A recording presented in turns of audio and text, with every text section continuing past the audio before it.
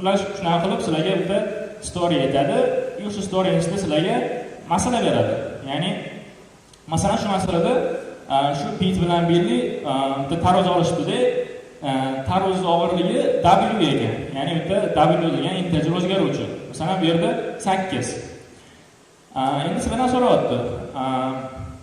Shu og'irligi W bo'lgan tarozni shunaqa ikkita qismga bo'lish kerakki, o'sha ikkala qismni ham og'irligi juft bo'lsin.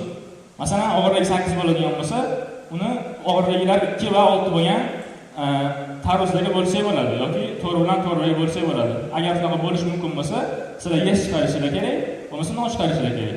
Xullas, sizlarga shu kabi masala shartini beradi. Sizlarning vazifanglar o'zingizlar xohlagan dasturlash tilida, masalan, C++, Java bo'ladi, Python bo'ladi, JavaScript xohlagan tillarda kod yozib, yechim yozib saytga jo'natsanglar, agar любой input uchun, misol uchun 8 bo'ladimi, 10 bo'ladimi, million bo'ladimi, любой uchun dasturinglar to'g'ri javob chiqaradigan bo'lsa, unda sizlar shu masala uchun ochko olasizlar. So'ng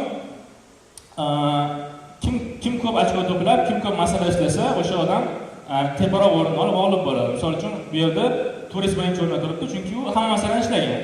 Lekin mana Kaysan 48 ham hamma masalani ishlagan, lekin sekinroq ishlagan. Shuning uchun u ikkinchi o'rinda turibdi. Shu kabi qilib musobaqada o'rinlar belgilandi va shu o'sha competitive programmingdagi bitta musobaqa hisoblanadi.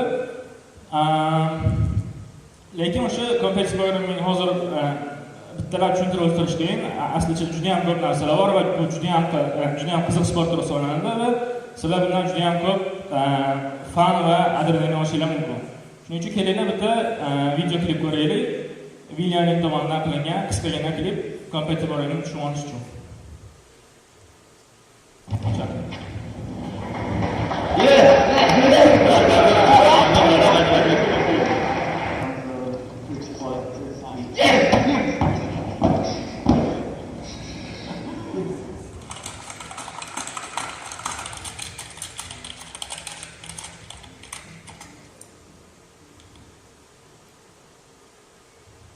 Come on.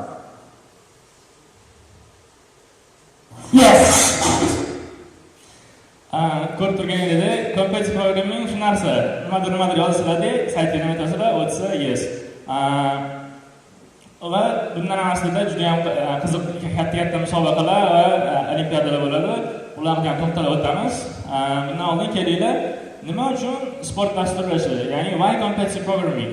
Nima uchun sizlarga bu narsa kerak? Misol uchun dasturchilar o'zi ish qilyapti. O'zi sizlar injener bo'lsanglar, qanaqadir firmada ishlasanglar, sizlarga nima uchun dasturlashni sport sifatida shug'ullanishingiz dasturlash bilan.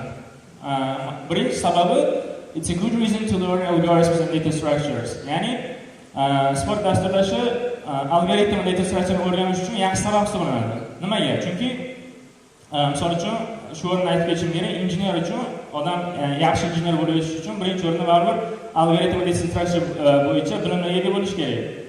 Endi bu narsani o'rganish uchun sizlar yo introga tayyorlangan bo'lishingiz kerak yoki boshqa nimadir qilishingiz kerak. Boshqa nimadir masalan competitive programming o'xshagan narsa bilan shug'ullanishingiz kerak bo'lishi kerak. Buning uchun agar sizlar competitive programming bilan shug'ullansanglar, bu sizlar uchun o'sha algoritm uchun motivatsiya bo'ladi va bu orqali o'zingizlarning algoritm bo'yicha bo'lgan bilimlarni oshirib, keyinchalik o'sha injener bo'lganingizdan keyin o'zingizlarga kerakli bilimlarni orttirishinglar bo'ladi. Keyingisi, it helps to develop problem solving skills. Competitive programming orqali problem solving skilllarni, ya'ni masalani hal qilish skilllarini o'rgansanglar bo'ladi. Masala yechish skilllarini. Bu nima degani? Masalan, boya ko'rdinglar, masalani bu juda ham oddiy masala edi, lekin aslida bundan ko'ra juda ham murakkabroq masalalar uchraydi va bu masalani yechish jarayonida sizlar prosta masalani o'qib turib kod yozmaysizlar. Undan ancha murakkab proses bo'ladi. Sizlar masalani o'qigandan keyin masalani shartini polniy tushunib, analiz qilib, masalani qismlarga bo'lib, keyin qanaqadir yana bir ikkita ideyadan berib, keyin yechimgacha yetib kelasizlar. Bu jarayonda sizlarning miyanglar shunaqa masala yechishga tayyorlanadi. Bu prosesda sizlar miyanglarni train qilasizlar va hayotda, misol uchun keyinchalik injener bo'lganingizda shunaqangi proyektdagi muammolar keladigan bo'lsa, shularni sizlar qanaqadir kreativ ideyalar bilan hal qilishni o'rganasizlar. Keyingi sababi Informatics Olympiads. Bizda informatika olimpiadalari xuddi o'sha competitive programming olimpiadalaridan bir xil. Ya'ni shunaqa musobaqalar kelasi bir xil. Endi bu asosan maktab o'quvchilari va universitet o'quvchilari uchun agar o'sha competitive programming bilan shug'ullansanglar, shunaqa olimpiadalarda qatnashib, o'zingizlar qanaqadir yutuqlarga erishsanglar bo'ladi. Keyingisi eng asosiylardan biri preparation for fun coding interviews yoki umuman olganda oddiy coding intervyular. Bu degani competitive programming bilan shug'ullansangiz, coding intervyular uchun ham siz tayyor bo'lasiz. Nima uchun? Chunki coding intervyularda beriladigan savollar competitive programmingda beriladigan savollar bilan bir xil. Sababi ikkalasi ham algorithms and data structures. Lekin shu yerda farqini aytib o'tishim kerak. Competitive programming masalalari bir joy bilan farq qiladi. Intervyu masalalariga qaraganda u juda ham qiyinroq, anchagina qiyinroq. Qiyinligi nimada? Intervyu misollarida sizlarga oddiy data structure yoki algoritmga oid misol beradi. Masalan, qanaqadir oddiy algoritmdan foydalan deydi, linked list reverse qil deydi. Ya'ni shunga o'xshagan oddiygina standart masaladan beradi. Ya'ni intervyu masalalarida sizlar standart ideyalar bilan ishla olasizlar. Lekin aytganimdek, competitive programming masalalarini sizlar standart yechim bilan ishla olmaysizlar. Uning uchun sizlar u yerda 15-20 minut o'tirib, vaqt sarflab, qanaqadir observationlar qilib, mathematical insight bilan ishlashingiz kerak. Bo'lmasa ishlashingiz qiyin. Shu jihatdan farq qiladi. Lekin bu degani bu juda ham qiyin degani emas. Practice qilib yaxshi rivojlansanglar, aslida juda ham oson va yaxshi yutuqlarga erishsa bo'ladi competitive programming sohasida. Va oxirgisi va asosiysi it's fun. Bu juda ham qiziq. Videoni ko'rgan bo'lsanglar, ko'rishingiz mumkin. O'sha bu yerda juda ham qiziq proses ketadi. Boshqalar bilan qatnashib, o'zingizlarning biliminglarni oshirib, musobaqa degan sport degan qiziq. Va ko'pchilik sport programmistlari shu 5-sabab uchun bu bilan shug'ullanadi. Ya'ni shu qiziqqani uchun, hobbi sifatida shug'ullanadi. Keyingi anaqamiz coding competitions. Competitive programming competitive bo'lgani uchun ham musobaqalar haqida u. Musobaqalardan iborat. Keling, shu musobaqalarni ko'rib chiqamiz.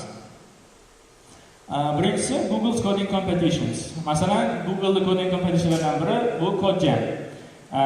Bizda shunaqa Google'da CodeJam degan musobaqa bor. Bu CodeJam musobaqasi har yil yillik musobaqa bo'lib, Google'ning eng katta musobaqasi hisoblanadi.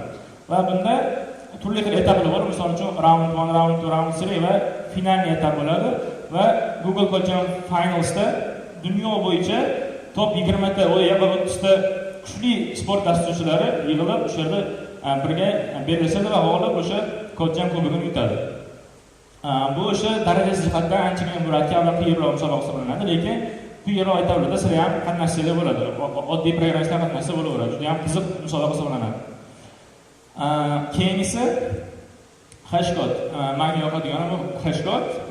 Hashcode nima? Hashcode salgina boshqacharoq. Hashcode'da sizlarga bitta masala beriladi va ya'ni u open-ended masala beriladi. Sizlarning vazifanglar shu masalaga iloji boricha optimalroq yechim topish. Ya'ni sizlar masalada qancha ko'p case'larni cover qiladigan bo'lsa, ya'ni qancha ko'p holatlarni o'z ichiga oladigan bo'lsa, sizlar shuncha ko'p ball olib, shuncha yuqoriroq o'ringa egallaysiz.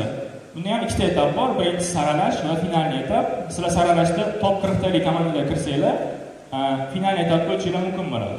Va shu o'rinda aytib o'tishim kerak, sizlar misol uchun sport dasturchisi bo'lmasanglar ham, oddiygina injener bo'lsanglar ham yoki developer bo'lsanglar ham, sizlarga shu musobaqani taklif qilaman. Jamoanglar bilan yoki do'stlaringlar bilan komanda qilib birga qatnashsanglar bo'ladi. Va bu komanda bo'lish degan juda ham qiziq olimpiada. Keyingisi Kickstart. Kickstart ham o'sha Google'da olimpiada hisoblanadi. Bu yillik olimpiada bo'ladi. Yillik contest, ya'ni har yili 8 ta raund bo'ladi. 8 ta qatnashsanglar bo'ladi. Bunda ham o'sha o'zingizlarning biliminglarni orttirib, sport dasturlashi bilan shug'ullansanglar bo'ladi. Va Kickstart bilan o'ta ajoyib hodisa, ajoyib gap bor Kickstart haqida. Ko'pchilik o'sha aytadi, Google Kickstartda agar misol uchun top 30 ta yoki top 50 taga kirsanglar, Google Recruiterlar sizlarga chiqadi. Ya'ni Google Recruiter sizlarga intervyuga invitation qilib, ya'ni sizlarga aniq offer beradi degan gap bor. Mana bir ikkita odam shunaqa shu yo'l orqali Google kirgan eshitganman, lekin qanchalik yoqtirmayman, bilmayman, lekin asosiysi Kickstartda yaxshi o'rin olsanglar, bu o'zingizlar CV'lar, rezyumelar uchun juda ham yaxshi narsa hisoblanadi. Qo'shib qo'ysanglar, rekruterlar invite qilishi mumkin. Linkini ko'rsanglar bo'ladi, codingcompetitionswithgoogle.com deydi. Kirib tekshirib ko'rsanglar bo'ladi bemalol. Keyingi musobaqamiz ICPC, ya'ni International Collegiate Programming Contest. Bu endi faqatgina universitet talabalari uchun mo'ljallangan olimpiada bo'lib, bunda ham qanaqadir etaplar bor. Chorak final, yarim final va final etaplari bor. Chorak finalda sizlar 3 kishilik jamoa bilan qatnashasizlar. O'zbekiston miqyosidagi O'zbekistondagi universitetlar qatnashadi.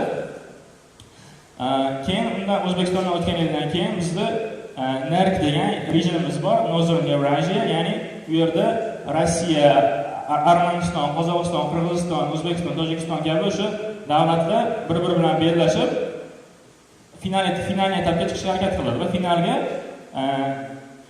bir top 20 talik jamoa chiqadi va so'ngra o'sha dunyo bo'yicha eng kuchli 70 ta jamoa, 70 ta universitetdan bitta bir joyga yig'ilib o'sha jahon chempionati bo'ladi. Bu o'sha futboldagi jahon chempionati qanaqa bo'lsa, dasturchilar uchun jahon chempionati shu ICPC hisoblanadi. ICPC World Finals deyiladi. Misol mana bu rasmdan ko'rishingiz mumkin. Jarayonni 3 kishilik jamoalar va g'olib jamoa ICPC kubogini qo'lga kiritadi. ICPC haqida bitta qiziqarli fakt aytishim mumkin. ICPC da misol uchun sharlar ko'rishingiz mumkin rasmda. Bu sharlar nima degani? Sizlar bu musobaqada qanaqadir masala ishlasanglar, sizlarga bitta shar beriladi.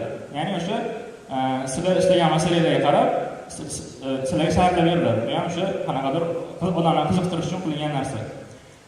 Lekin yana aytishim kerak, ICPC darajasi jihatdan ancha yuqori darajada olimpiada hisoblanadi va jahon chempionatiga chiqish qiyin. Xuddi futbolda jahon chempionatiga chiqish kabi, bunda ham ICPC jahon chempionatiga chiqish ozgina qiyinroq.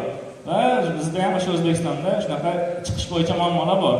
Lekin 2014-yil o'sha MSU Tashkent jamoasi shu jahon chempionatiga chiqqan va shu yildan beri umuman bizda hech kim chiqolmagan. Ya'ni umuman O'zbekiston tarixida shu jamoa 2014-yil jahon chempionati finaliga chiqib qatnashgan. Bu odamlarni balkim ko'pchilik tanisa ham kerak. Hozirda injener bo'lib ishlashadi katta kompaniyalarda. Tanishtiruvchiga Bezdod Soliyev, Anastasiya Bistrigova, Bahodir Ashurmatov, Timur Siddiqov. Va mana bu eng o'ng qo'lda turgan inson Timur Siddiqov. Competitive programmingda O'zbekiston communitysi juda ham hurmat qiladi bu odamni, chunki bu odam nechidir 10 yildan beri adashmasam O'zbekistonda top programmist hisoblanadi. O'zbekistonda birinchi raqamli sportchi hisoblanadi Timur Siddiqov. Bularni o'sha o'zimiz communitymizda juda ham hurmat qilishadi. Va mana ICPC Global linkdan kirishingiz mumkin va shu yerda shu talabalarga maslahat berardim, tavsiya berardim. Shu linkka kirib, o'zingizlarning jamoani ro'yxatdan o'tkazishingiz mumkin. 19 dekabr kunida shu ICPCning chorak finali bo'ladi. O'zingizlar jamoa tuzib qatnashsanglar bo'ladi bemalol. Juda ham qiziq olimpiada, universitetlar uchun ham juda ham foydali. Keyingisi meni eng sevimli olimpiadam bu IOI International Olympiad Informatics. Bu faqatgina endi maktab bolalari uchun, ya'ni o'sha 11-sinfgacha maktab yoki litsey bolalari uchun mo'ljallangan olimpiada. Bunda o'zim ham 2 yil qatnashganman, 1 yil Ozarbayjonda, 1 yil Yaponiyada. Bu olimpiada ham juda ham qiziq, xalqaro darajada bo'lgani uchun bunda ham o'sha 90 ta davlatdan har bir davlatdan 4 kishilik jamoa qilinadi va qatnashiladi. Bu olimpiada haqida ko'p gapirsa bo'ladi. Olimpiadaning eng menga yoqadigan tomoni atmosfera hisoblanadi. Olimpiada o'zi bir haftacha bo'ladi, lekin bu bir hafta ichida sizlar juda ko'p top programmist bilan uchrashib, ular bilan gaplashib, juda ham ko'p networkingni kengaytirishlar bo'ladi. Misol uchun men 2 yil borgan bo'lsam, 2 yil ichida bu yerda juda ko'p tanishlar orttirib, hozir ham o'sha Amerikada, Yevropada o'qib ishlaydigan tanishlar juda ham ko'p bu olimpiada orqali. Bu olimpiadaga yana qaytamiz. Keyin yana aytib o'tishim kerak, online judges deydi. Boya aytgan olimpiadalar hammasi endi xalqaro darajadagi juda ham prestijli olimpiada hisoblanadi. Lekin sport dasturchilari haftalik yoki kunlik tayyorgarlik jarayonida anaqa saytlardan foydalanib, bu saytlardagi onlayn musobaqalarda qatnashadi. Misol uchun, Code Force'ni ko'rishinglar mumkin. Code Force birinchi raqamli sayt hisoblanadi sport dasturchilari uchun. Bu yerda kirib, kontestda qatnashib, musobaqalarda qatnashib, masala ishlab, o'zingizning reytingini oshirsanglar, ya'ni bilimingizni ham oshirsanglar bo'ladi. Hammasini ko'rib chiqsanglar bo'ladi. Keyin ko'p so'rashadi, sport dasturchisi qanday qilib yaxshi sport dasturchisi bo'lsa bo'ladi? Ya'ni qanday qilib sport dasturchisini o'rgansa bo'ladi? Men mana juda ham bir xunuk ro'yxat chizdim. Birinchisi learn language, ya'ni birorta tilni o'rganing. Endi bu любой soha uchun ham birinchi requirement.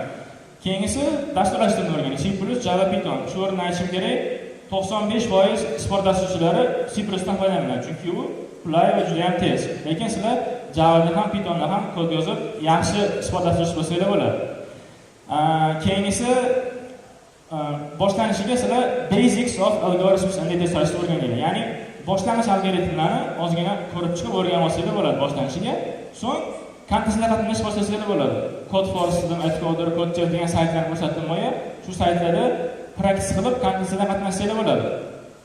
Keyin kontest o'rgangandan keyin ishlamagan misollarni ishlab, ya'ni qanaqa qilib kimdandir yordam so'rab yoki yechimlarni ko'rib o'rganib ishlab qo'yishinglar kerak. So'ng shunaqa proses davomida yangi va murakkabroq o'zingizdan kattaroq darajadagi yangi kodlarni o'rgansanglar bo'ladi. Ya'ni murakkabroq algoritmlarni o'rganib ketaversanglar bo'ladi. Va yana o'zingizdan darajalardan ko'ra qiyinroq masala ishlasanglar bo'ladi. Misol uchun, hozir sizlar masala ishlayapsizlar, qanaqa qilib o'zingizlarni tushuntirish uchun va sizlarga osonlik qilib qo'yish juda ham. O'sha baryer ozgina ko'tarib, keyin shunaqa qilib o'sib ketsanglar bo'ladi. Va yana o'sha proses qaytarasizlar. Kontestda qatnashish. Aslida juda ham oson. Kontestda qatnashasizlar, ishlamagan misollarni ishlaysizlar. Shu yo'l davomida o'rganib ketaverasizlar. Aslida juda ham oson. Va bunaqa savol juda ham ko'p beriladi. Sport dasturlashda qanday qilib kuchli sport dasturchi bo'lsa bo'ladi? Shunga o'xshagan savollar ko'p beriladi. Shundan qanaqadir prikolniy javob berishadi. Just get deb. Ya'ni prosta practice qilish kerak. Practice makes perfect. Ya'ni ko'proq masala ishlab, o'zingiz ham bilimingni oshirib boraversanglar bo'ldi. Qiyin emas. So'ng resurslar, Code Force bo'yicha aytib o'tdim. Keyingisi kitob kerak bo'lsa, mana Learn Basics of Algorithms dedim. Ya'ni o'sha boshlang'ich narsani o'rganish uchun sizlarga shu kitobni tavsiya qilaman. Sport dasturlash boshlovchilar uchun juda ham yaxshi kitob. Internetda qidirib topsanglar bo'ladi. Ochiq kitob. Va bu yerda yana masala ishlash uchun sayt bor va bu yerda yana C++ algoritmlar degan ingliz tilida juda ham yaxshi algoritmlar o'rganish resurslarimiz bor.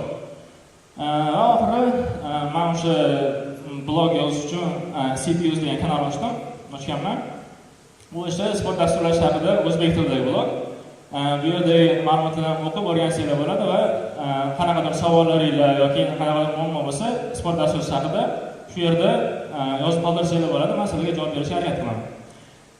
Aslida o'sha prezentatsiyamiz oxiri shu, lekin men shu yerda aytishim kerak. Boya IOI bilan ICBC degan olimpiadani ko'rsatdim, ko'rgan bo'lsanglar, o'sha maktablar va universitetlar uchun olimpiada. Bizda o'sha bitta yomon kamchiligimiz bor o'sha O'zbekistonda. Bizda 7 yildan beri qatnashamiz IOI degan olimpiadaga, lekin medal ola olmaganmiz. Misol uchun Qirg'iziston yoki Tojikiston, Qozog'iston davlatlar medal olgan. Oltin olgan, kumush olgan, bronz olgan, lekin biz ola olmaganmiz. Mana o'sha 2 yil qatnashganman, lekin o'sha menda armon bo'lib qolgan.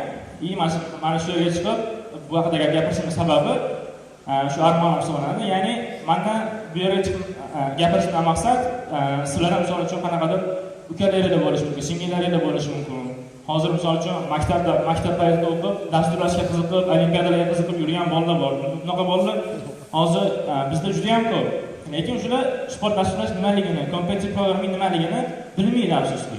Ya'ni qanaqa IOI degan, ICBC degan Google olimpiadalar bor. Bunaqalarni bilmaydi. Shuning uchun iltimos qilardim, sizlar buni share qilsanglar ham bo'ladi. Ya'ni o'sha sport dasturlashini share qilib, ukalaringizga maslahat berib qatnashtiringlar. Bu o'zi uchun ham, hammasi uchun ham foyda bo'ladi. O'sha universitetda o'qiyotgan talabalar bo'lsa, universitetda ham ICBC linkini tashladim. O'sha yerdan ko'rib, ICBC ga qatnashinglar. Universitetlar uchun ham, O'zbekiston uchun ham juda ham foydali bo'ladi. Shu, rahmat hammaga.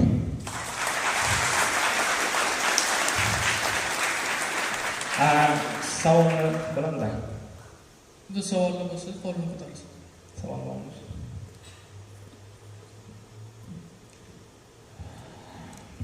Assalomu alaykum, rahmat. Assalomu alaykum. Qarang, bizda mana shu olimpiada bo'yicha xatoliklar bo'yicha hisob tushuntirib bersak-da, roll transfer, time limit, o'sha xatoliklar bo'yicha ozgina tushuncha berasiz. O'sha aytganimdek, tushuntiradigan narsa ko'p. Yaxshi, zo'r savol berdilar. Boya o'sha, endi boshqa aytmayman. Masala ko'rsatganimda sizlar kod yozib, jo'natishga kerak saytga dedim. Boya videoda ham ko'rdinglar, kod yozib saytga jo'natdi, access degan narsa oldi, to'g'rimi? Competitive programmingda sizlar masala ishlaysizlar, любой dasturlashda kod yozib, saytga jo'natasizlar. Jo'natganingizdan keyin sizlarga verdict keladi, ya'ni javob keladi. Misol uchun, javob 100% to'g'ri bo'lsa, sizlar access degan verdict olasizlar, boya ko'rdinglar. Agar javobinglar xato bo'ladigan bo'lsa, uragansiz degan javob olasizlar.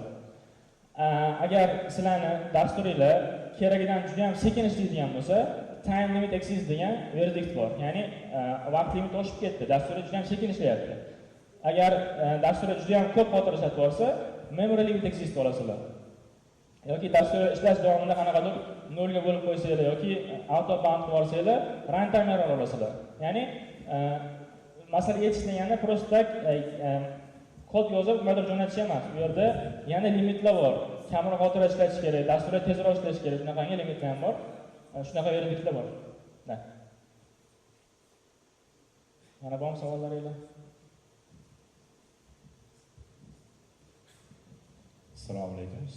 Informatsiya uchun aytdingizki, masalan, bir nechta dasturlar tillarda bo'ladi, Java, C++, Python. O'shalar hammasi bitta vaqtda bitta naqada bo'ladimi? Masalan, men Java yozsam, siz Python yozsiz, ikkalamizdan ham bitta o'rinda qarashlanadi. Qanaqa farqlanadi shuni? Musobaqalarda sizlar masalan aytganimdek xohlagan tilda ishlasanglar bo'ladi. Java, Pythonni, любой tilda hamma o'sha bir xil platformada ishlaydi, bir xil masala ishlaydi va o'sha vaqt limitlari ham hammasi bir xil bo'ladi. Просто tak siz boshqa tilda yozasiz va sizlarga ochko nima uchun muhim? Ochko dasturlash tiliga qarab emas, ko'p masala ishlaydigan qarab beradi. Bitta masalan 100% accept oldinglarmi? Sizlar o'sha masala uchun ochko olasizlar. Ikkinchisini ishladinglarmi? Ikkinchisi ochko olasizlar. Dasturlash tili ahamiyati yo'q. любой tilda ishlasanglar bo'ladi. Просто bitta kamchiligi bor. Misol uchun Python dasturlash tilida ba'zi algoritmlar sekin ishlaydi. Ya'ni o'z Python umuman sekin ishlaydi C++dan. Shu jihatdan ba'zida Python ishlaydigan odamlar ba'zi masalalarda aytganimdek ta'limni topib olishi mumkin. Ya'ni misol yechim o'tmay qolishi mumkin. Lekin o'sha bir xil yechim C++ o'tishi mumkin. Shunaqangi muammolar bor, lekin hamma uchun bir xil, teng. Marhamat. Yani savolim bor edi. Hozir aytdingiz, shu 7 yildan beri o'zim qatnashganman deb, lekin biz o'rin olmaganmiz deb. Bizga aytolingizmi, masalan, nima kamchiligi bor bizani boshqalardan? O'shamizni takrorlamasligimiz uchun. Nima qilishimiz kerak? O'shani aytmadim menimcha. Eng katta kamchilik muammo bizda o'sha aytganimdek, sport dasturlashni hech kim bilmaydi. Bizda unaqa sport dasturlash community-si yo'q. Bizda davlat ham harakat qilyapti, sport dasturlashini rivojlantirib, shunaqa olimpiadalar bo'lyapti. IT Park Cup degan olimpiadamiz bor. Shunga o'xshagan ko'plab olimpiadalar bo'lyapti, lekin bizda o'quvchilar, odamlar, talabalar hali narsani bilmaydi. Misol uchun qo'yilgan ko'tariladi deganni ham boshida o'sha juda ham kamchilik ko'tardi. Ya'ni hech kim hali eshitmagan. Biz uchun qanaqadir yangi soha. Shuning uchun aytdim, tarqatinglar, shunaqa narsa bor, ukalaringlarga, singillaringlarga aytinglar, qatnashsin, juda ham yaxshi soha.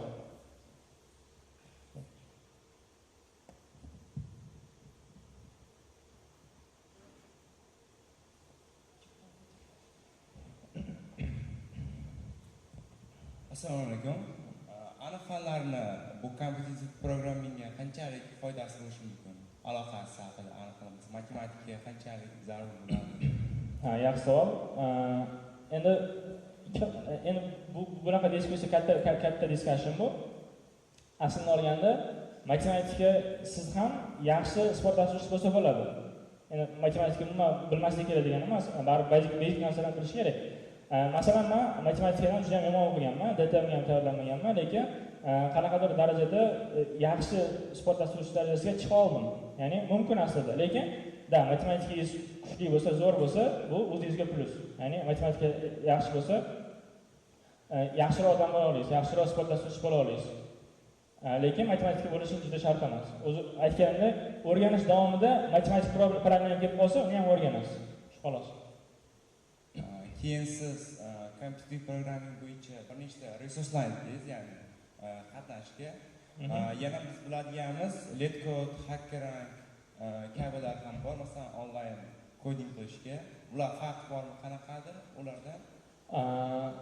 Platformalar juda ham ko'p. Men asosiylarni ko'rsatib ketdim va men ko'rsatgan 4 tasi o'sha sport dasturlash uchun mo'ljallangan alohida platformalar ular. Faqatgina sport dasturlash bo'yicha. Siz aytgan Letcode, HackerRank ham bor, binary search ham bor. Ular faqatgina koding questlarga tayyorlanish uchun, intervyuga tayyorlanish uchun mo'ljallangan saytlar. Aytganimdek, intervyu questlar bilan CP questlar farqi bor.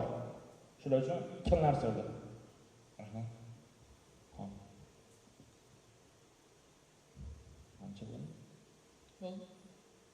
Rahmat.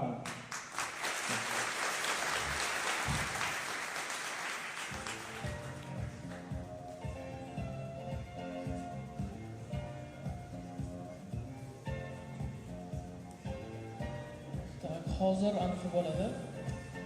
Mana main hallda birinchi etaj, universitet birinchi etajida networking session bo'ladi. Bu yerda speakerlar bo'ladi, o'sha bir-biri bilan gaplashishlar bo'ladi. O'sha yangi narsa bilib yarim soat bo'ladi.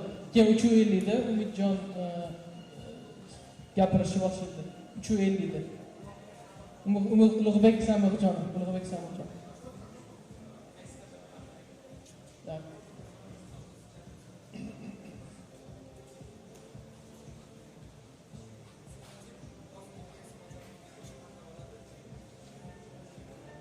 O'rtoqlar, Ulug'bek Samirjonov sessionlari 3:50 da aynan shu xonada, aynan libraryimizda Angular App Performance Optimization degan mavzuda bo'ladi. Networking sessiondan keyin bemalol qaytib kelib, shu yerda davom ettirsak bo'ladi. Mikrofon.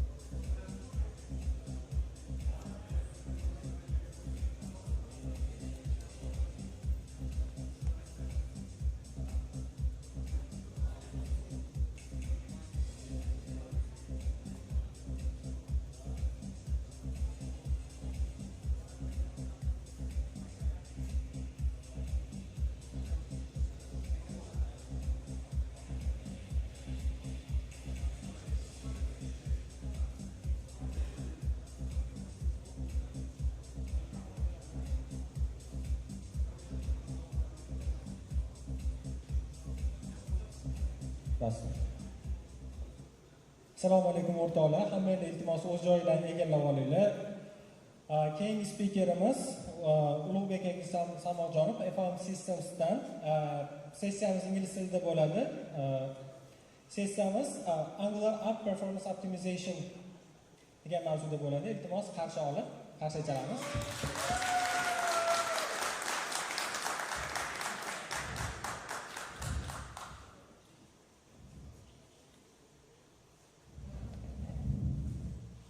Okay. Hello world. Okay, it's working. So I think we can start our presentation. First of all, I would like to say thank you for all of you because I think you chose this session because now I think 3 sessions are going parallel, but you chose this one, so that's why thank you for being the part of this meetup. And today's topic is Angular App Performance Optimization or Optimization, but I would go to Optimization. This is better. My name is Ulug'bek, so first of all, we would like to go briefly about my agenda. Okay, here is our agenda, and first of all, I would like to say a couple of words about myself, who I am, where I'm working, and about my background. After that, we will dive into the main topic, which is performance optimization, which is divided into 2 subsections. The first section is general app optimization, the second one is Angular specific app optimization. And then that we will have a kind of short conclusion. Okay, let's start. About me. My name is Ulug'bek and my last name is Samikjanov. I've been working as a software engineer for the last 6 years. And within this period, first 3 years I worked at local companies, but the next 3 years I've been working for some foreign companies. Currently I've been working as a software engineer at not software, but lead software engineer at EPAM. Thank you. And at the same time, I'm a full-stack developer at TopTal freelance platform, maybe you know. And also, as a side project, as a startup, we founded MahorDev, educational platform, and now we reached the final stage of seed start, and I'm really proud of being the part of this amazing team. And also during my spare time, I upload some stuff, coding-related stuff to YouTube. So in the end of my presentation, I will provide the link so you can just open my YouTube, visit my YouTube, and watch my videos. And also, I have a computer science degree from the Inhai University. I graduated it, I think, 2 years ago in 2019. And by the way, I'm 24 years old. Okay, then let's dive into performance optimization. And why I chose this topic? First of all, I wanted to say, currently I'm working in fintech sphere. So by competing with giants like PayPal and Stripe, we always want to deliver amazing user experience to the user. And performance of our app is very important metrics. So that's why I chose this topic. And also recently we had an incident with performance, so now during my slide, I would like to cover this point as well. Okay, first of all, we should define what we will get if we optimize our website. High-performance websites lead to high return visits, higher conversions, higher search ranks, and of course, better user experience. And page load time is also very important, and Google says it should be under 3 seconds. What does it mean? When you open the website, after 3 seconds, it should be fully loaded. It should be very fast. By the way, okay, this information I got from this website, I think with google.com, and this article was published in 2017 and updated in 2018. So 3 years passed. Maybe metrics has been changed and now it might be even 2 seconds. Then let's move to non-optimized websites that we usually face in our daily lives. Slow websites will cause bad user experience, which will eventually lead to, of course, customer loss, damaged reputation, and decrease in profit. Because usually if we lose the customer, we will lose the profit as well. So now we know what's optimal, what we get if we optimize the website, what we lose if we don't.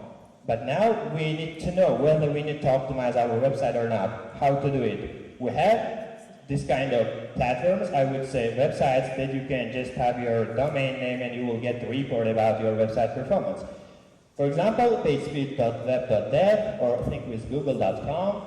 And also you can use web page as kind of platforms that you can just have your domain, and in the end you will get some performance related metrics. And depending on this, you can decide whether to optimize it or not. Then let's move or dive into the main topic, app optimization techniques. Okay, first of all, there is a spoiler. The techniques that you will see in the next slides is not secret or unusual or some extraordinary stuff. They are simple techniques that you can just quickly find by just Googling. But why I included them here? Because sometimes as a software engineer, as an even senior software engineer, we fail to put them into actions. So now we will revise them. Maybe after this presentation, you will look at your website and you might optimize your website as well. And by this presentation, I would like to deliver two things. The first thing is simple optimization techniques that anyone with any level, it could be junior, middle, senior, or even lead engineers could apply for their apps. And the second point is I want to highlight some topics that you might face during your interviews. So if you are a developer and if you want to apply for some foreign companies like I would say IBM or Exadel, these topics might be useful because there is a high chance that you would be asked during the interview. Okay then, let's start. First of all, we have general app optimization techniques that you can apply to any web app. It could be React-based, Angular, Vue.js, or even HTML, CSS, and vanilla JS-based website. And I divided them into three categories. The first one is about code itself. The second part, which is blue, about assets, I would say, and the last part is about server or infra related stuff. So let's first start from the writing optimal code. Okay, when you are writing your code, you must pay attention to the time and space complexity. And we have a matrix called Big O. So who knows Big O? Please raise your hand. Okay, I think most of us know what's Big O, but if you don't know, you should learn it. Why? Because this Big O notation tells us how optimized is your algorithm. So if you write optimized algorithms, if your algorithm is efficient, then you will have optimal code, which will lead to optimized website. And let's move to the next category, which is asset related. The first one is very simple, optimizing the size of images. But sometimes as a software engineer, we fail to do it. We had an incident recently in our company. Our project is based on monorepo, which means I think 6 or 7 teams use the same repo. And they uploaded 200 or 300 images with high resolution. But we built the app, and when we wanted to upload it to S3, we got error. It exceeded 3 gigabytes. But S3 allowed us to upload only until 2 GB. So we faced this issue. I mean, sometimes even senior engineers fail to put this simple technique into action. So be aware that you should optimize your image. For optimizing, you can use any online tools. There are plenty of them. The second one is reducing the use of web fonts. Yes, web fonts is very important because it gives very good visual representation of your website, but don't overuse them. First of all, use the web fonts that you really need. For example, sometimes we include the kind of font faces that we don't need really. For example, if we want to use only bold, sometimes we include semi-bold, but actually we are not using it. So that's why pay attention to this point as well. The third part is minimizing the number of JavaScript plugins and CSS files. Actually, try to use as less plugins as possible because they could be heavy and it will lead bad performance. And also, if you use some bundlers, in the end you will have only one CSS file usually, so that's why try to minimize the number of these files. And the next point is kind of related to the previous one, minifying and compressing CSS and JavaScript. As I mentioned before, if you use Angular, you will have Webpack under the hood. If you use React, the same. So this kind of bundlers will help you to minify and compress CSS and JavaScript file, which means in the end you will have less kind of small size assets, which means it will be loaded faster. And the last point is understanding and optimizing critical rendering path. And my question is, who knows what's CRP, which is critical rendering path? Okay, I see we have 7 or even 10 people. Okay, what is it? First of all, I would like to pay attention to this icon. This is suitcase, I would say. Suitcase means I wanted to highlight that this kind of question you might get during your interview, especially if you are a front-end developer and applying to EPAM, because usually they ask, even I was asked sometimes, yeah. What is CRP, the critical rendering path? The sequence of steps the browser goes through to convert the HTML, CSS, JavaScript pixels into the screen. So assume you typed your domain, clicked enter, and we will make some, quick overview. When you typed, first of all, you go to the DNS server, you got the IP address, then you send the second request to the server, and server returned back you the assets. It could be HTML documents, CSS file, and JavaScript code. So now browser should get these assets and convert them into the pixels.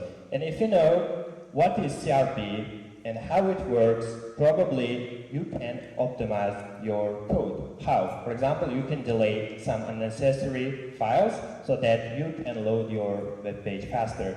And it consists of document object model, DOM, CSS object model, CSS on, and render tree layout. So here, quick overview about the critical rendering path, but if you want to learn more about it, you can visit this website, developer.mozilla.org, and here you can find more information about it. But please take into account these kind of questions you might face during your next interview. Okay, then we are done with the assets-related techniques. Then let's move to the server, or I would say infra-related techniques.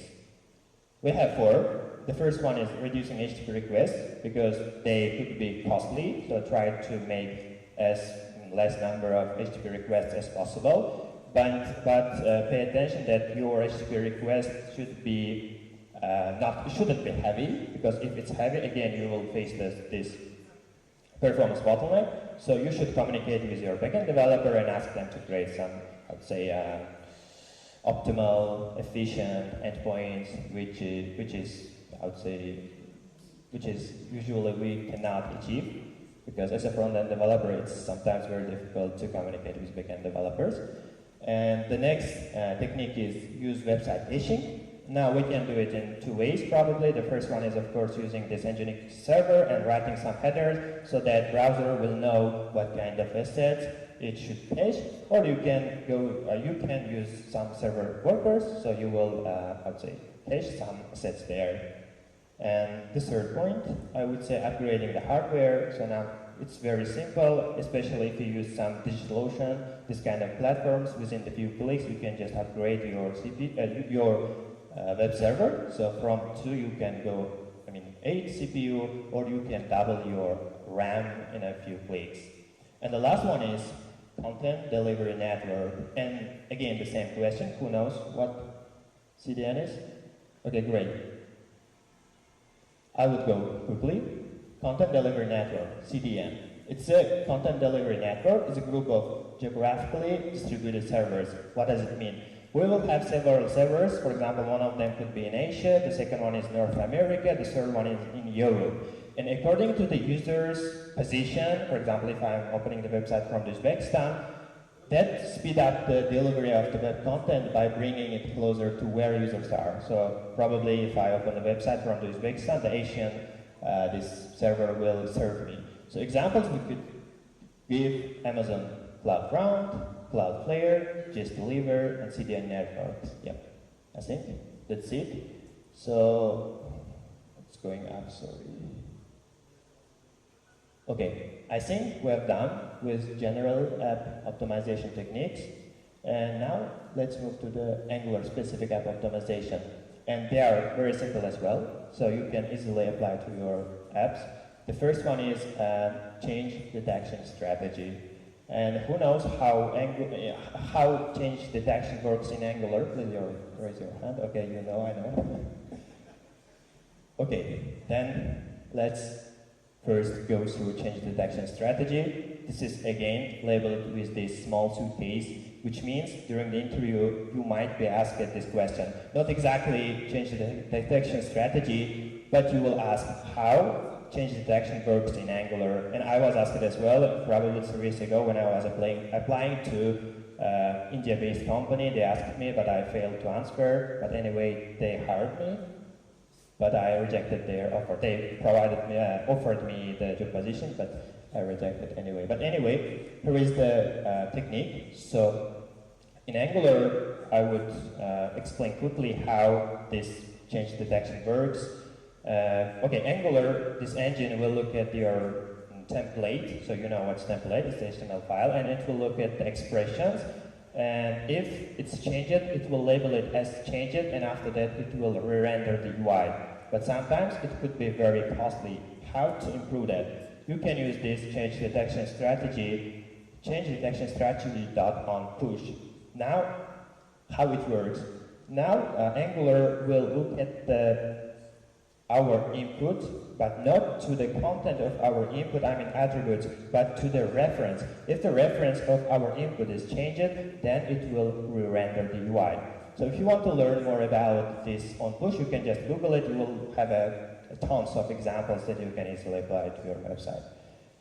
Then the second one is optimizing template expression. So now we can see two almost similar codes. So now we have h1 heading, and we have server status, string, and we have template expression, so we want to display server status.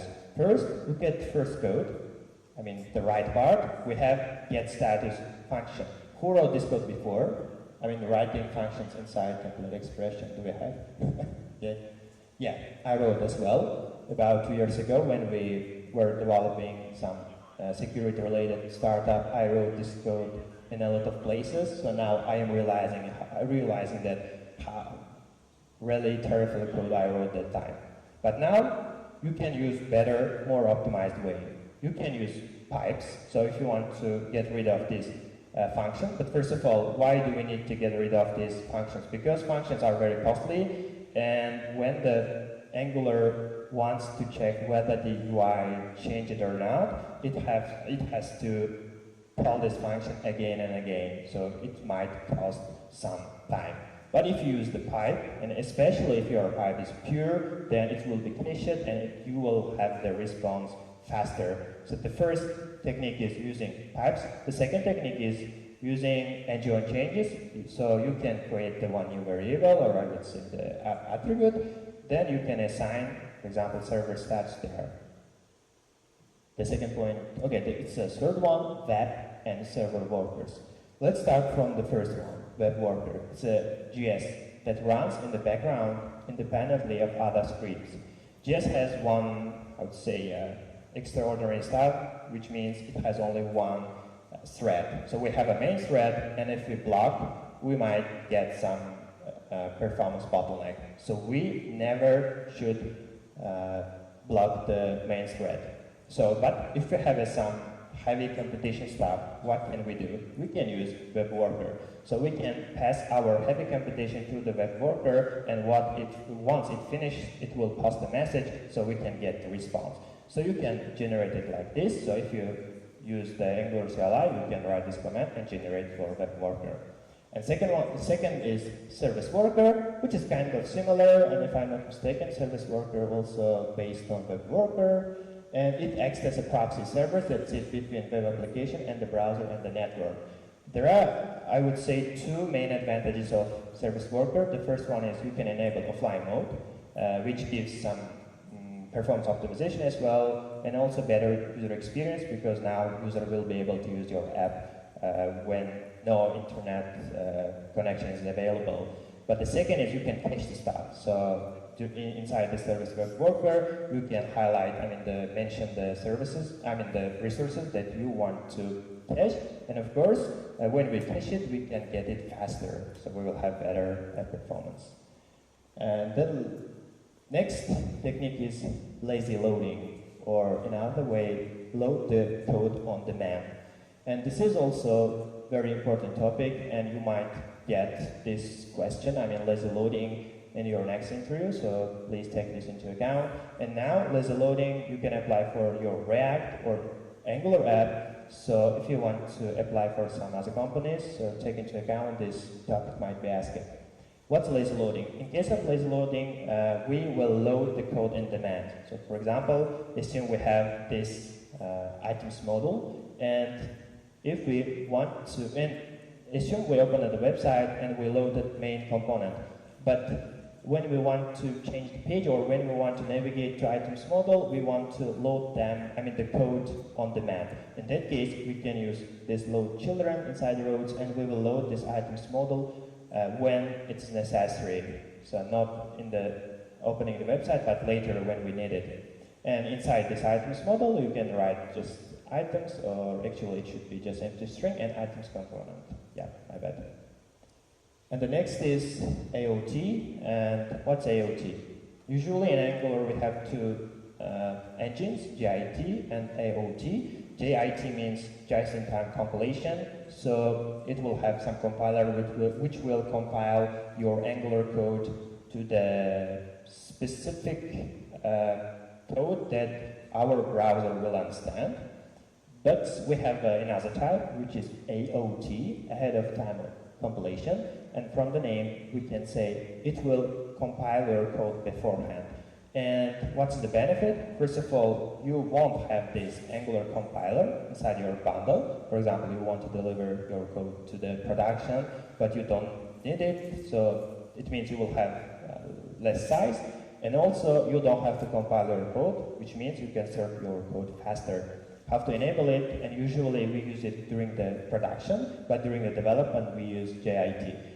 So you can write ng-build --prod and --aot equal true, so it will enable the ahead of time compilation, but there are some pitfalls. It might break your code, and during the compilation you will see the errors, and you might have to fix it. Yeah.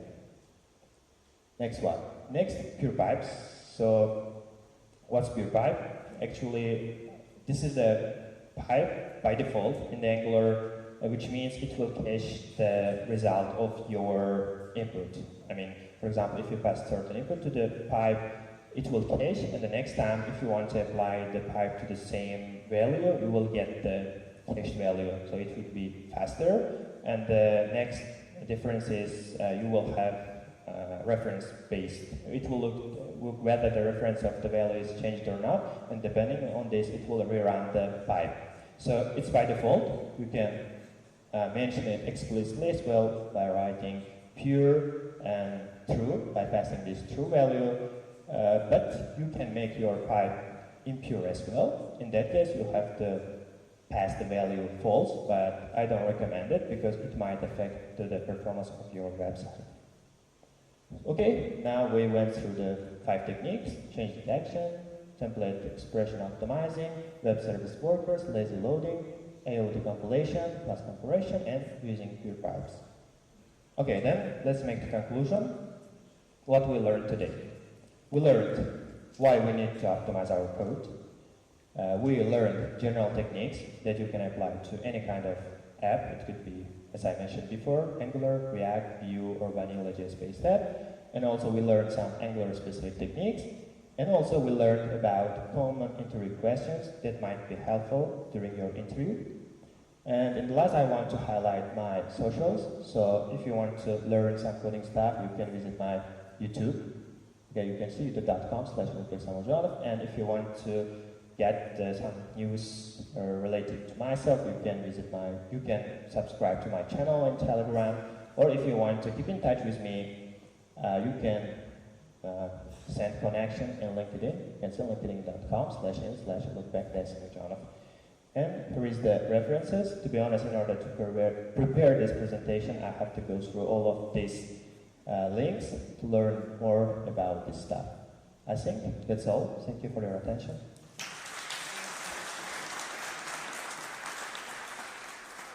Okay, we have 3 minutes, all right? Okay, maybe some questions that I cannot answer, probably. you have any questions, raise your hand.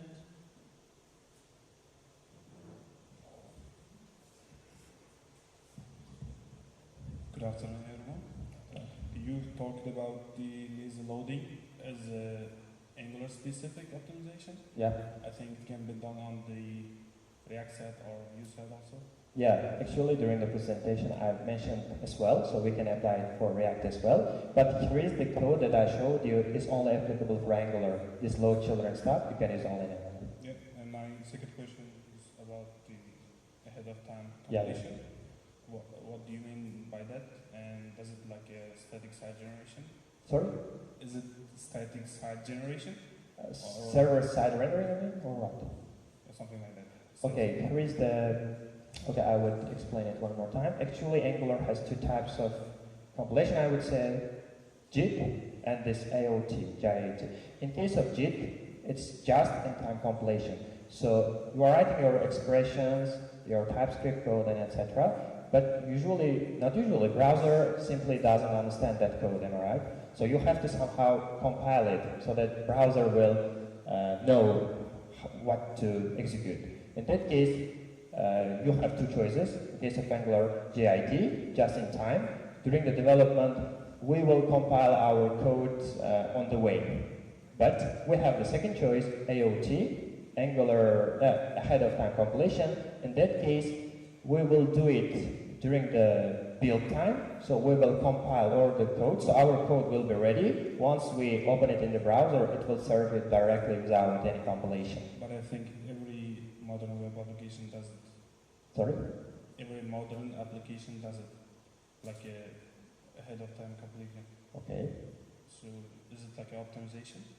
Okay, so now we're talking about Angular. In case of Angular, you have two choices. The first one is not optimal way for production, which is JIT, you know? But if you want to make it optimized, you have to use AOT. Okay, is there...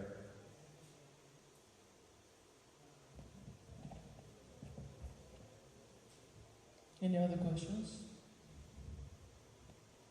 No. Okay, thank you all for attention.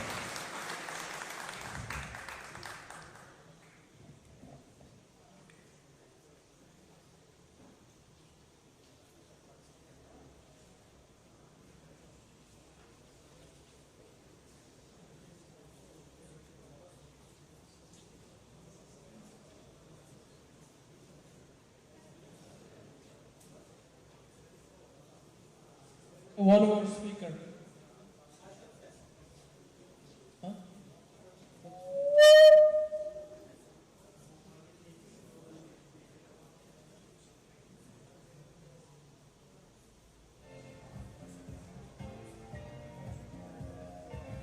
Значит, следующий спикер Асылбек Исаков, значит, iOS-разработчик в Европе.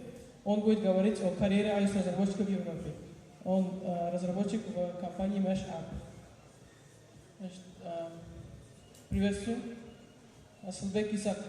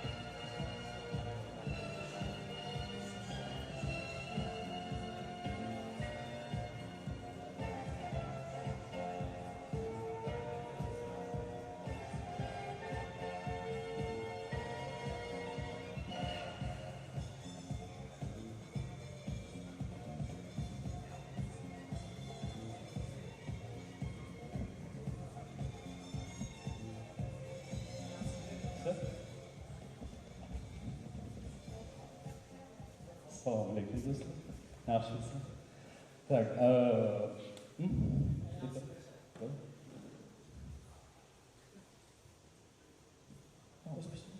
o'zbekcha bizning keyingi speakerimiz Aslbek Isakov, senior iOS developer in Tails Group. So he will be talking about ular o'sha iOS razработчик Yevropada qanaqa ishlashini haqida gapiradi. Marhamat. Assalomu alaykum. Shu birinchi o'zim haqida gapirib beraman. Men bu yerda O'zbekistonda 7 yildan beri ishlab kelyapman. Men mobilniy razработчикman, Android va iOS bo'yicha ishlaganman. Asosiysi shu iOS bo'yicha proyektlar qilib kelganman shu kungacha. Shu asosiysi men udalenniy uydan turib ishlaydigan olganman. Faqat bu yerda O'zbekistonda tajribam shu ofisga borib ishlash bo'yicha MyTaxi degan kompaniya bilan oxirgi mana shu 4 yilda, yo'q 3-4 yilda men remote ishda ishlab kelyapman. Shu Chexiyaga, Yevropaga juda qiziq bo'lgan. O'zi kichkinaligimda rosa qiziqib kelganman. Nima ekan deb ko'rmoqchi bo'lganman. Shuning uchun 1 yil oldin shu qiziqishlarimni qondirish uchun o'qishga kirdim. Lekin o'zi ish bo'yicha bormoqchi edim. Ish bo'yicha rosa qiyin ekan, lekin o'qish bo'yicha osonroq ekan. Shunda dokumentlarni topshirdim, sразу olishdi. Shu bilan o'qishga bordim. O'qishga borgandan keyin men bo'shaganman-da, ishdan bo'shadim polностью. Shu bilan chemodanlarni ko'tarib ketdim. Yo'lga borgandan keyin bir 2 oy yashadim, qarasam pul ketyapti, pul topish kerak. Shundan so'ng pul topish maqsadida Chexiyada o'zi qanaqa ekan eshitib, ishlarni axtarishni boshladim, qidirishni boshladim. Shu yo'lda ish qidirishda men 4 ta saytni ishlatganman. Eng asosiysi LinkedInda kirsanglar, LinkedInda rosa ko'p. Misol uchun LinkedInda location degan joy bor. Shuni o'zgartirsanglar, opitinglar yaxshi bo'lsa, o'zi rekruterlarni o'zi sizlarga chiqaveradi. O'zlari yozishadi. Men misol uchun birinchi hafta men open position deb men ochiqman deb yozganimda, bir haftani o'zida 15 tacha taklif tushgan. Har bir bilan gaplashdim. Har xil taklif bilan chiqishadi. Oylikga qarash kerak. Yana misol uchun bonuslar bor, har xil 30 chiqish, keyin sick days degan narsa bor. Kasal bo'lsangiz qancha kungacha to'lashadi. Shu narsalarni ham qarash kerak. Shuning uchun men ishga kirishdan oldin u yerda 2 xil ishga kirish yo'li bor. Freelance degan sertifikat olish kerak yoki employer bo'lib ishlash kerak. Ikkalovida farqi shundaki, birinchisida employerda oylikdan oldingi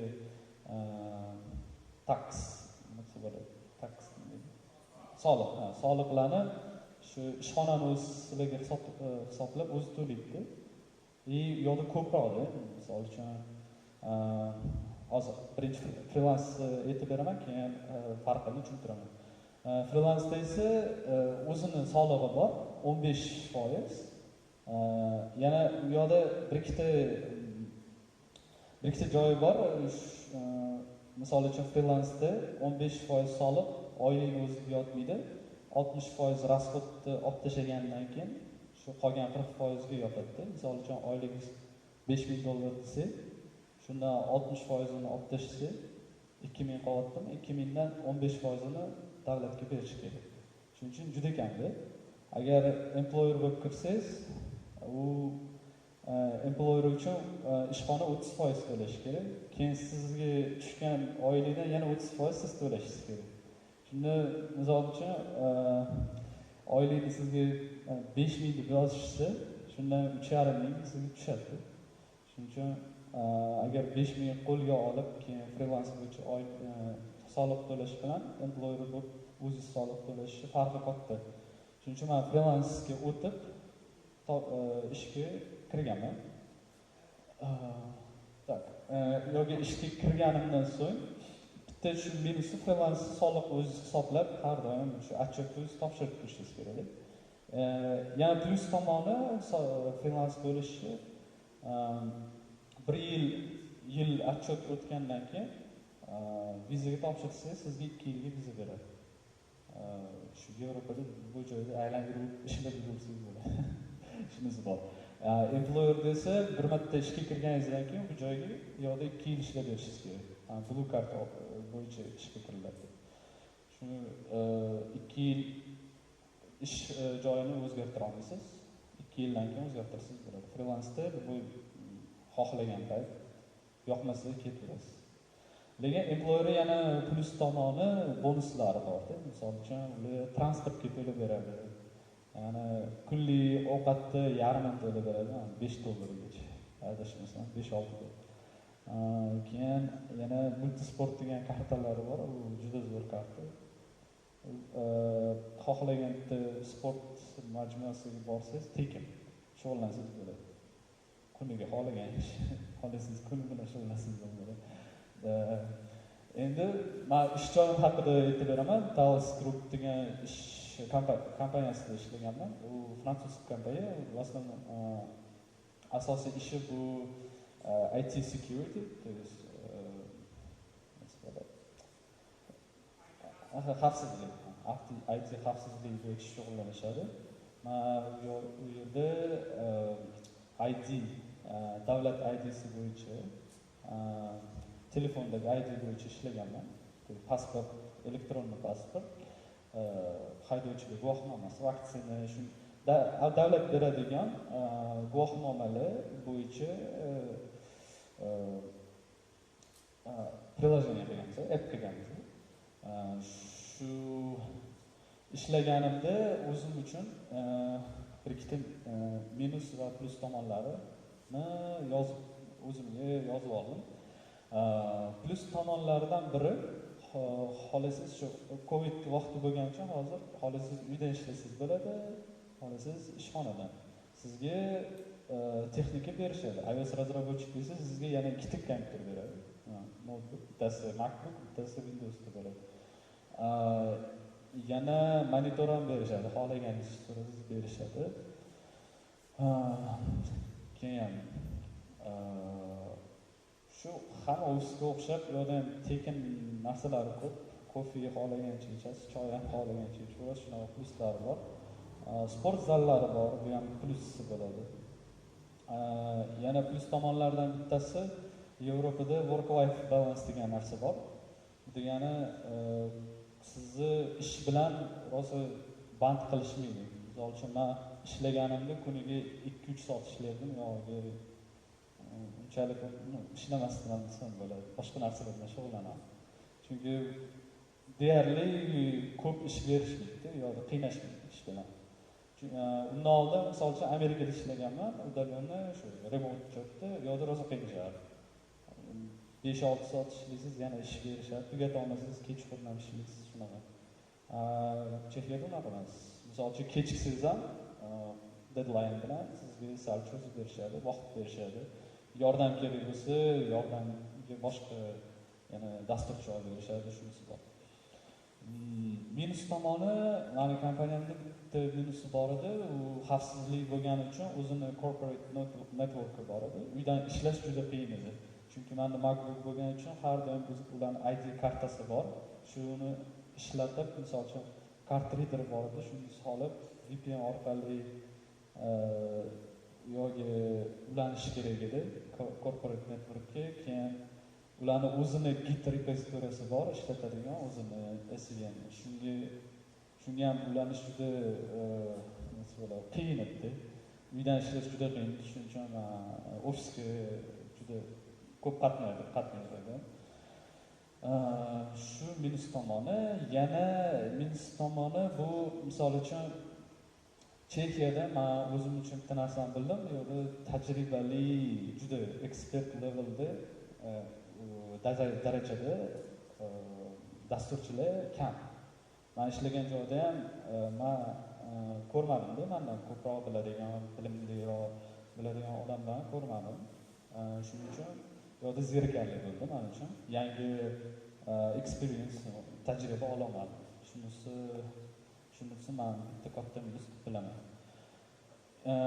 Plus tomoni, yana bitta plus tomoni bor. Bu kompaniyani sizga muomalasi. Agar sizga bu narsa yoqmasa, yozishingiz mumkin, ular sizga shu narsani hal qilib beradi. Bu payt tez hal qilib berishadi. Yana har 3 oyda qanaqadir ham team building qilib beradi.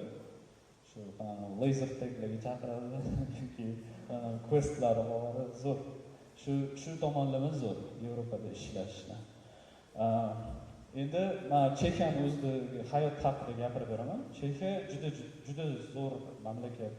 Chunki yo'da men uchun eng katta plusidan bittasi bu tabiat bo'ldi. Tabiat va qadimiy qurilishlar. Yo'da qasrlar juda ko'p. Yevropada u Chexiyani o'zi kichkina bo'lishiga qaramasdan, uni yeridagi ko'radigan joylarning zichligi juda katta-da. Misol uchun juda tarixiy shaharlari bor. Misol Chesky Krumlov degan, Pilzen, Olomouc degan shaharlari bor. U Chexiyani o'zida ham aylanib ko'p narsani ko'rish mumkin. Uning uchun bir yil ham kamlik qiladi, 2 yil ham kamlik qiladi. Yo'da rosa ko'p ko'radigan joylar ko'p. Yana plus tomoni narx. Yevropaning boshqa davlatlarida narxlar juda baland. Misol uchun Shvetsiyaning o'zida yoki Germaniyada, bu qo'shni davlat, narxlar 1,5-2 barobar ko'proq Chexiyaning o'ziga qaraganda. Pragada misol uchun narxlar deyarli Toshkentdek 20%, 10-20% ga qimmatroq produktlar. Yashash, turish joyi uchun kvartira, uy agar oladigan bo'lsangiz, bu minusga kiritaman, chunki yo'da qimmat. Misol uchun o'rtacha narx agar dollarda aytadigan bo'lsak, $500 yetib qoladi bir xonali uyda. Shunisi katta minus. Lekin xona oladigan bo'lsangiz, arzonroq chiqadi. Minuslaridan yana bittasi bu chexlarning o'zi. Ularni aholini o'ziga integratsiya qiyinroq. Ingliz tilini yaxshi bilishmaydi. Menimcha O'zbekistonda inglizcha yaxshiroq bilishadi deb o'ylayman, yo'lga qaraganda. Yana minus tomoni bu chex tilini o'rganish kerak, usiz qiyinroq yashash. Lekin ingliz tili bilan yashab ketaversa bo'ladi. Ko'pki 1 yil yashaydigan bo'ladi ingliz tili bilan yashasa, lekin 1 yildan ko'proqga chex tilini rekomendatsiya qilgan bo'ladi. Shunisi bor. Yana plus tomoni bu Yevropaning o'rtada bo'lgan mamlakat. Yevropaning o'rtasida bo'lgani uchun har bir boshqa mamlakatlarga borish juda qulay. Uchish biletlari ham juda arzon. Misol uchun Italiyaga yozgi bilet olsangiz $7 ga ham olsangiz bo'ladi. Agar zarar olsangiz 3-4 oy oldin olib qo'ysangiz, borib kelish $15 ga tushadi. Juda arzon. Yana transporti juda yaxshi. Misol uchun Pragada men uchun eng qulay transport deb o'ylayman, boshqa davlatlarga qaraganda. Men Berlinga ham bordim, Stokgolmga ham bo'ldim, yana boshqa Germaniyaning bir ikkita shaharlarida bo'ldim. Bu yerda transport Pragaga qaraganda unchalik qulay emas. Pragada eng qulay transport, tramvaylari zo'r, metrolari ham bor, hammasi qulay. Hammasi o'zini anaqasi bor. Расписание shu bo'yicha yuradi. Endi bir ikkita rekomendatsiya, tavsiyalarim bor. Misol uchun agar Chexiyaga plan qilmoqchi bo'lsangiz ketishni yoki Yevropaga, ikki yo'li bor o'zi. Eng qulay yo'llari birinchisi o'qish, men o'qish bo'yicha ketganman, ikkinchisi ish. Ishga kirish juda oson. Bu fanga topshirish deganda muammo emas. Ishga kirayotganda eng bazaviy narsalarni so'raydi. Misol uchun agar iOS dasturchi bo'lsangiz, shu misol uchun ark qanaqa ishlaydi, concurrency nima, eng bazaviy savollarni berishadi. Unchalik qiyin emas ishga kirish. Keyin ish bo'yicha yana hozir Yevropada digital nomad degan narsa bor. Hozir juda oldinga qarab ketyapti bu narsa. Bu bo'yicha ko'chish ham qulay bo'lib qolgan. Har xil davlatlar sizga har xil talab bo'yicha, taklif bo'yicha ko'chish maslahat berishadi. Misol uchun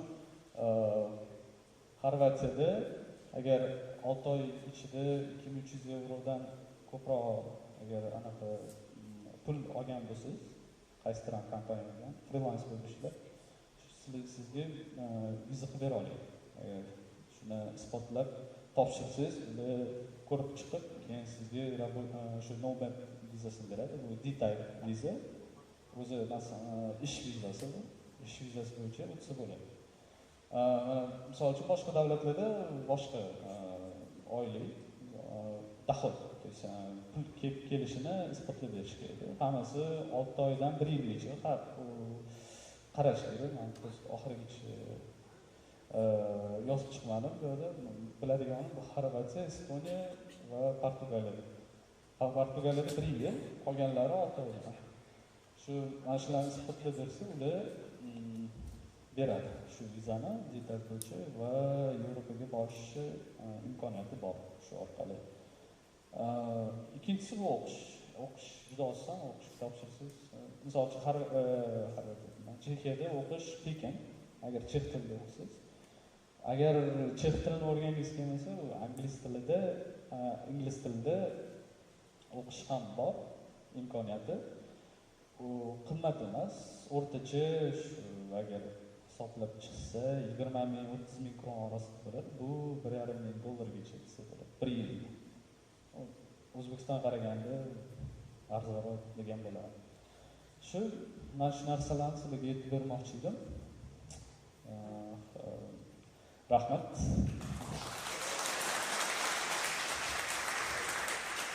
Savollaringiz bo'lsa, men bo'laman. So'rovsizlar bo'ladi.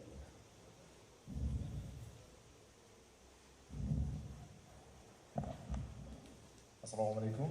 Siz ishlagan fransuz kompaniyasi juda ko'plab imkoniyatlar bergan ekan, moliyaviy tarafdan ham, ustiga 2 soat ishlagan ekansiz. Bunaqa holatdan keyin komfort zonaga tushib qolmaganmisiz? To'g'risini aytsam, tushib qoldim. Bu 3 oydan keyin bo'ldi. 3-4 oylardan keyin komfort zonaga tushdim.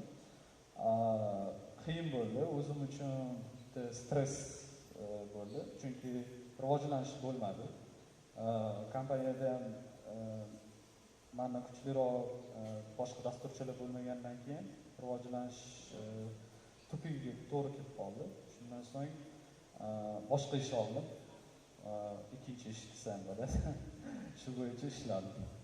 Oxirgi savolim, masalan, siz Chexiyada chex tilini o'rganmasdan turib, rus tilida ham muloqot qilsangiz bo'ladimi?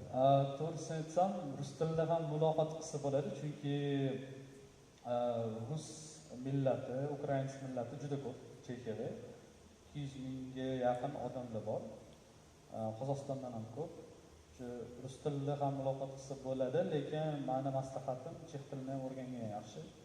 Chunki chex tilini bilsangiz, o'zingiz uchun qulayroq bo'ladi. Misol uchun biznes qilish ham qulayroq, ishda ham boshqa odamlar bilan gaplashish qulayroq. Chunki chexlar o'zi ham chex tilini ko'proq yaxshi ko'radi. Ingliz tiliga qaraganda gaplashish uchun o'z sal vatanparvarroq desam bo'ladi. Javoblaringiz uchun rahmat. Sog' bo'ling.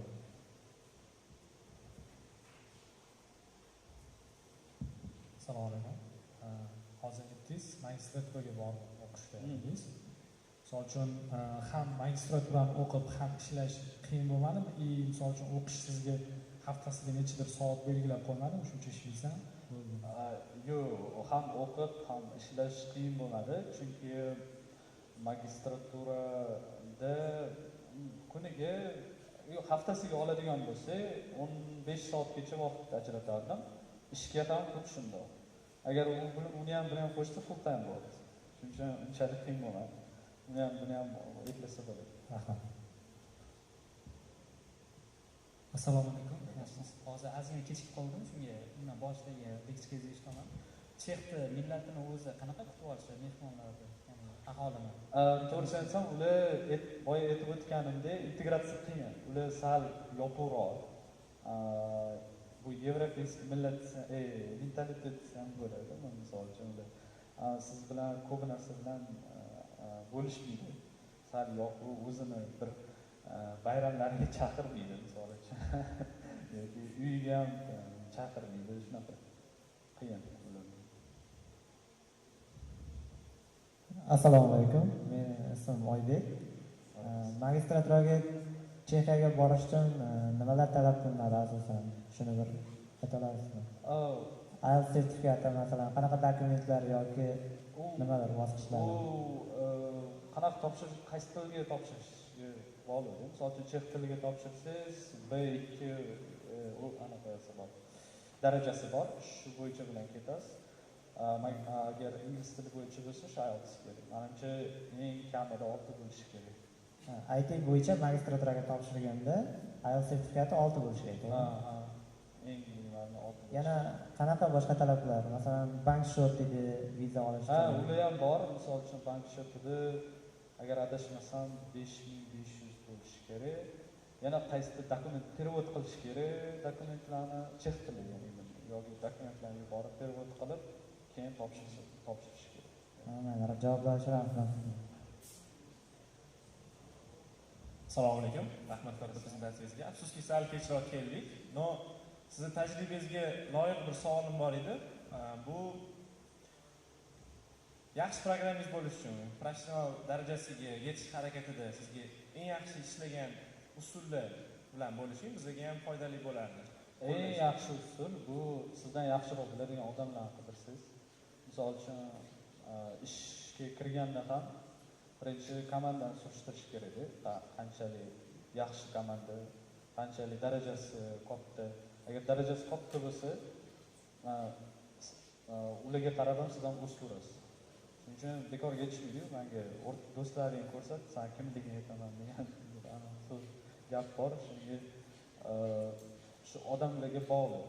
Sizni o'rab turadigan odamlarga bog'liq. Bu juda katta motivatsiya bo'ladi va sizni oldinga qarab o'qishingizga yordam berishga juda katta bir siljitish bo'ladi.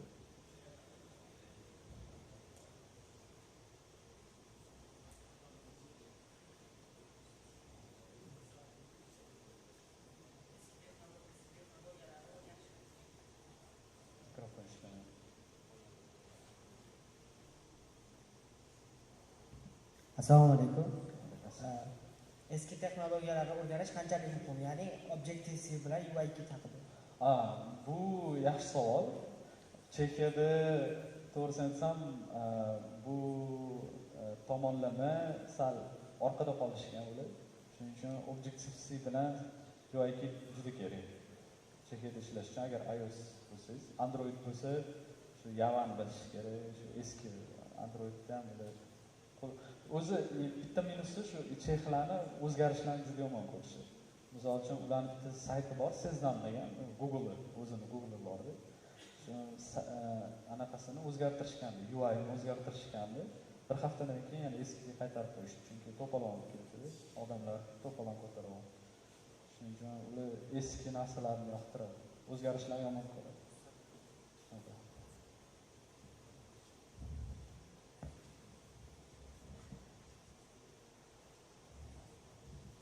Assalomu alaykum. O'sha Yevropa davlatlariga Chexiyadan boshqa umuman exchange programminglarda institutdan bir semestrga boradi-ku. O'sha yerda kompaniyalarga ishga kiraman deganda ular oladimi 6 oyga yo 1 yillik bo'lishi kerakmi?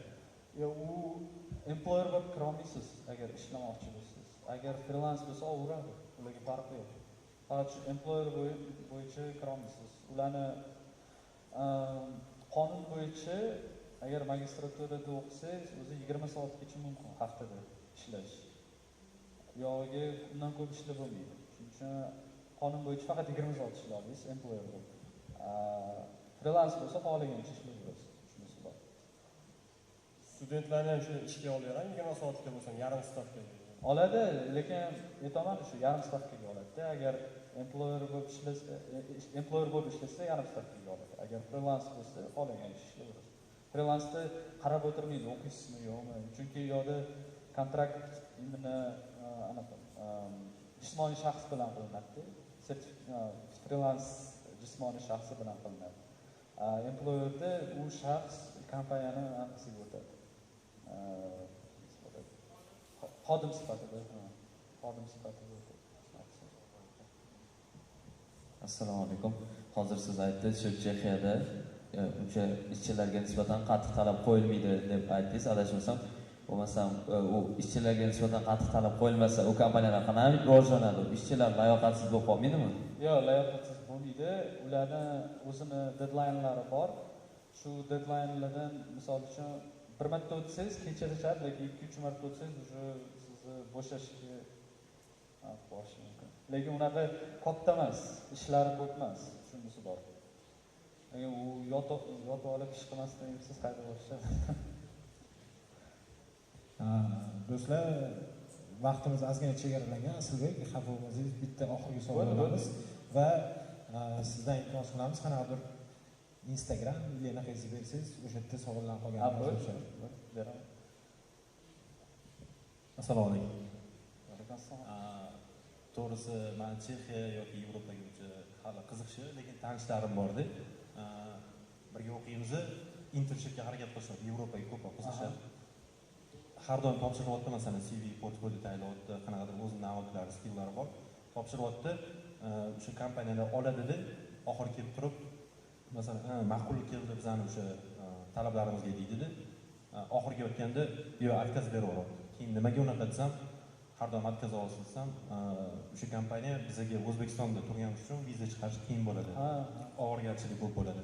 Shuning uchun ko'pchilik kompaniya og'irgarchilikdan qochib, o'sha Yevropada turgan yoki yaqin atrofdagilarga osonroq bo'lgani uchun chiqaradi. Shu gap qanchalik rost?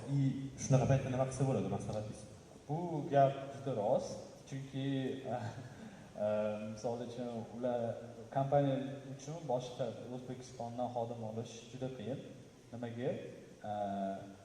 Birinchi o'rinda ular isbotlab berish kerak, nimaga bu O'zbekistondagi xodim ularga ma'qul kelyapti. Ikkinchidan, ular isbotlab berish kerak, ularni turgan mamlakatida nimaga shu xodimlar yo'q. Agar shu xodim yo'q bo'lgani uchun isbotlab bera olsa, siz olish muammo emas. Yana uchinchidan, ularning kvotalari bor. Misol uchun O'zbekiston uchun qanchadir ham kvota beriladi. 100 ta yoki 200 ta yiliga mumkin degandek. Agar shunga tushmay qolsa, viza berishmaydi. Shunisi ham bor.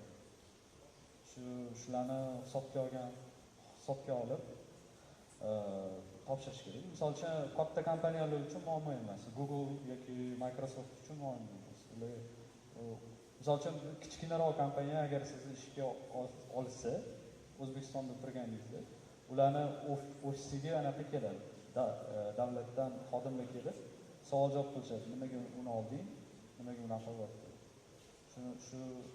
Shunaqa nima bo'ladi? Muammolardan kechish uchun ular shu odam turgan xodimlarni olgan yaxshida, odamlar. Kattaroq kompaniyaga topshirgan yaxshi, kichkina qarang. Kattaroq kompaniyalar muammolarni tezroq hal qiladi.